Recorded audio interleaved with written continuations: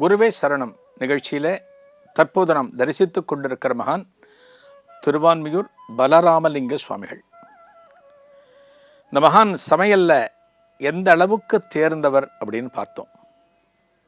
இந்த மகான் யாரான தரிசிக்க வராங்க, ஒரு மத்தியானத்துக்கு மேலே நாளைக்கு ஒரு இத்தனை பேர் வராங்கன்னா இவர் அங்கே இருக்கிறவங்கள்ட்ட முன்கூட்டியே சொல்லுவாங்களாம்.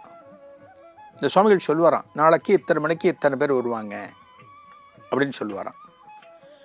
இந்த சுவாமிகளுடைய அருள் பலரது பிணிகளை தீர்த்தது. அதை தவிர இன்னொரு விசேஷம் சொல்லுவாங்க, இந்த சுவாமிகள் பார்வை நம்மேல பட்டாலே நமக்கு இருக்கிற கஷ்டங்கள் அகன்றுவிடும் அப்படின்னு சொல்லுவாங்க. இது பொதுவாக எல்லா மகான்களுக்கும் சொல்லுவாங்க.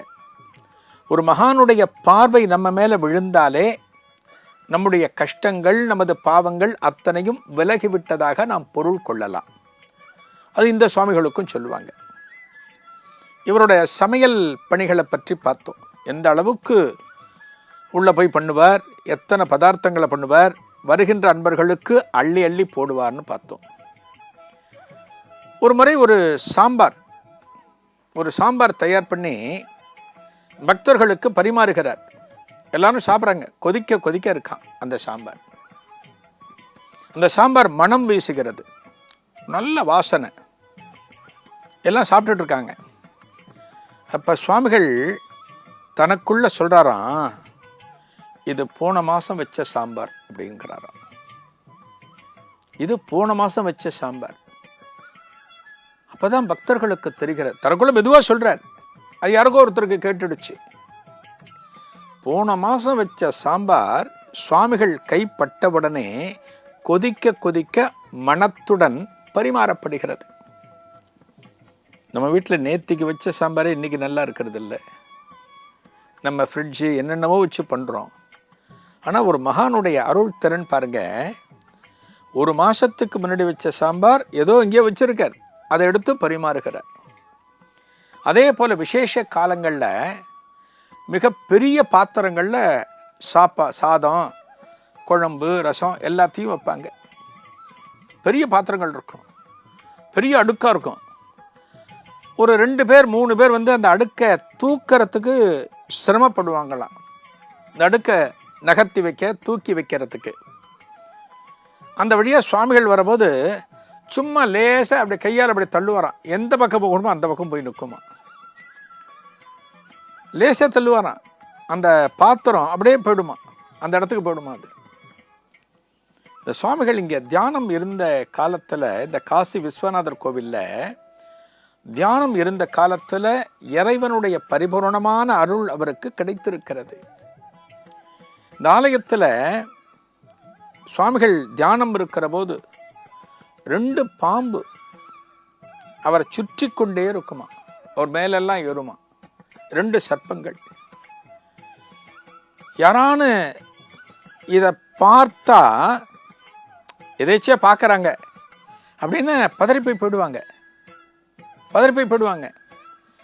யாரானு பசங்க, சின்ன குழந்தைகள் வருது, வயதானவங்க வராங்க அப்படின்னா இந்த பாம்பு ஏறி விளையாடுது பார்த்தீங்களா.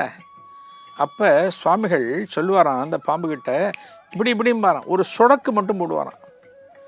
அடுத்த வினாடி அந்த பாம்பு அவருடைய உடலில் இருந்து மறைந்து விடும். பாம்பு எங்கேயோ போடுவது. இந்த சுவாமிகள் சமாதிங்கிறது சித்திரை மாசத்து திருவாதிரை நட்சத்திரம் 1993 சமீபத்தில் தான் சமாதி ஆகியிருக்க.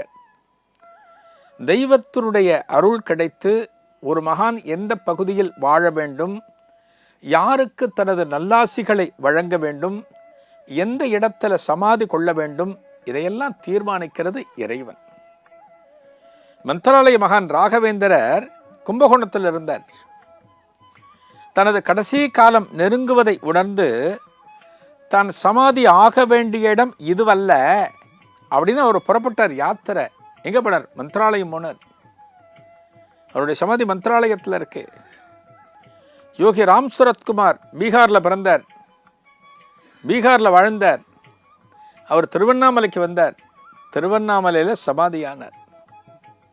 ஒரு மகான் பிறப்பும் அந்த மகானுடைய ஜீவ சமாதியும் இறைவனால் தீர்மானிக்கப்படுகிறது. இறைவன் தான் எந்த இடத்துல இந்த மகானது அருளாசி காலம் முழுக்க நீடித்திருக்க வேண்டும் என்பதை இறைவன் தான் தீர்மானிக்கிறான்.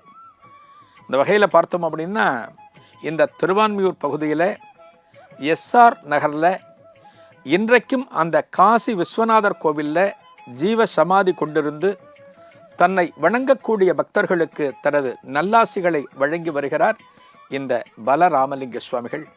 இந்த மகானது அருள் அனைவருக்கும் கிடைக்க வேண்டும் என்று இந்த நேரத்திலே பிரார்த்தனை செய்து கொள்கிறேன்.